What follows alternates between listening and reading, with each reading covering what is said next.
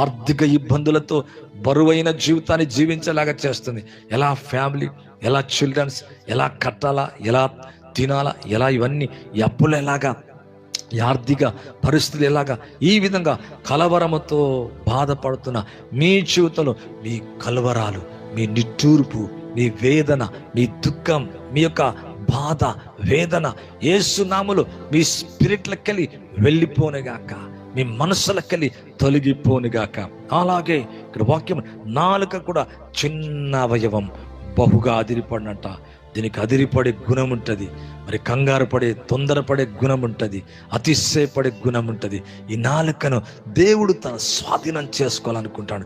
ఈ నాలుకను తాకాలనుకుంటాడు. ఈ నాలుకను అభిషేకించాలనుకుంటాడు. ఎప్పుడైతే అన్య భాషల ద్వారా నువ్వు ప్రార్థిస్తావో, నాలుక దేవుని స్వాధీనమై, మరలా అంటున్నా, నీ ప్రతి విషయములో